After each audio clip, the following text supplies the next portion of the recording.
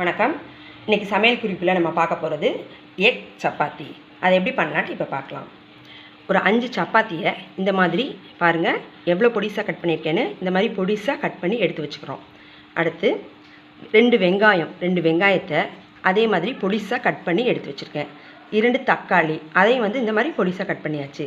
இந்த 5 சப்பாத்திக்கு 2 முட்டை சரியாக இருக்கும், அதை எடுத்து வச்சுருக்கேன். அடுத்து இந்த டிஷ்ஷுக்கு தேவையான அளவு நம்ம எவ்வளவு காரம் சேர்க்க விரும்புகிறீங்களோ அவ்வளோ காரம் போட்டுக்கலாம். அடுத்து சிக்கன் 65 பொடி இருக்கு இல்லையா, அந்த பொடி அது 1 ஸ்பூன் நம்ம சேர்க்கணும். மல்லித்தூள் 1 ஸ்பூன், மஞ்சத்தூள் நம்ம நிறத்துக்கு ஏற்ற மாதிரி 1 ஸ்பூன் சேர்த்துக்கிடலாம்.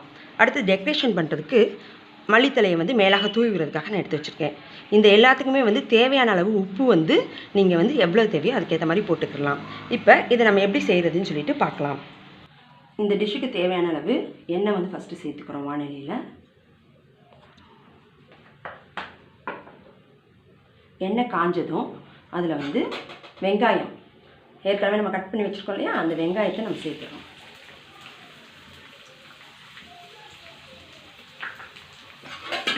வெங்காயம் நல்லா பொன்னிறமாக வர வரைக்கும் நாம் வதக்கணும்.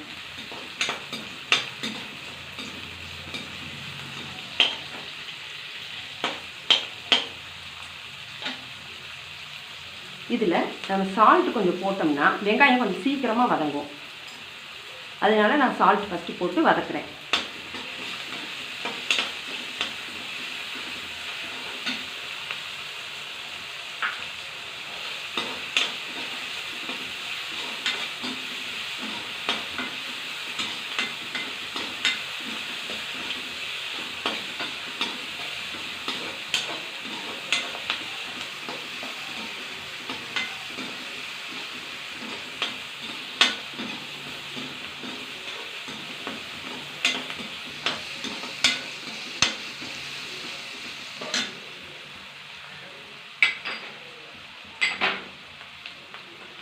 இப்போ வெங்காயம் வதங்கியாச்சு.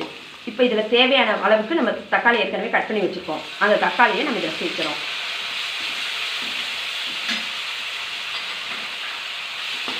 தக்காளி நல்லா வதங்கட்டும்.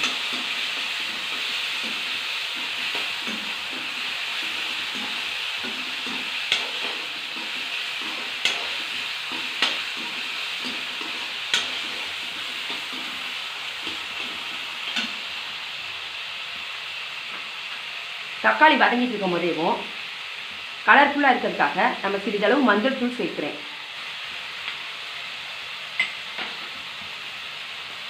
இதற்கு காரம் எவ்வளோ உங்களுக்கு தேவையோ அதுக்கேற்ற மாதிரி இந்த காரப்பொடியை நான் தூங்குறேன்.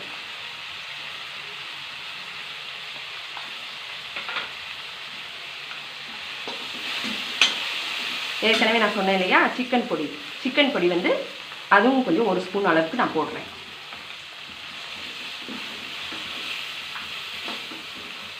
பாருங்கள், வதக்கும் போது எவ்வளோ கலர்ஃபுல்லாக இருக்குன்னு பாருங்கள். நல்லா இந்த மாதிரி நம்ம வதக்கிடுறோம். இப்போ மல்லித்தூள் 1 ஸ்பூன் சேர்க்குறேன் நான்.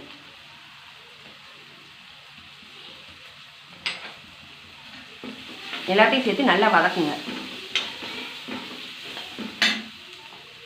எண்ணெய் பத்தலைன்னா நீங்கள் இன்னும் கொஞ்சம் சேர்த்துக்கிடலாம்.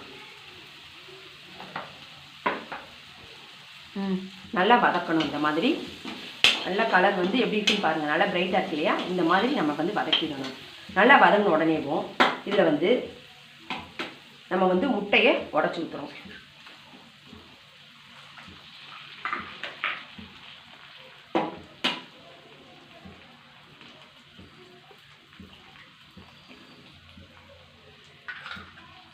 ரெண்டு முட்டையை உடச்சி ஊற்றிட்டு அதை நல்லா கிண்டி விட்டுறோம்.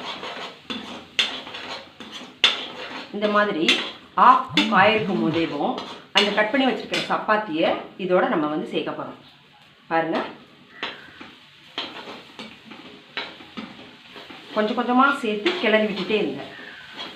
அப்போ தான் எல்லாத்துலேயும் எல்லா பக்கமும் அந்த முட்டை நல்லா ஜாயிண்ட் ஆகும். பாருங்கள், கொஞ்சம் கொஞ்சமாக சேர்த்து நான் கிண்டிக்கிட்டே இருக்கேன்.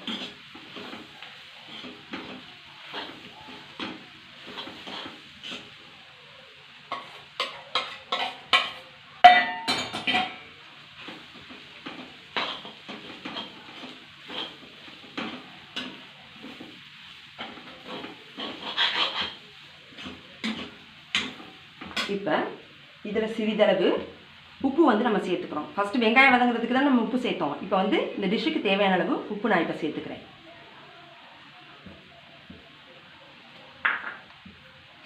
நல்லா வதக்குங்க.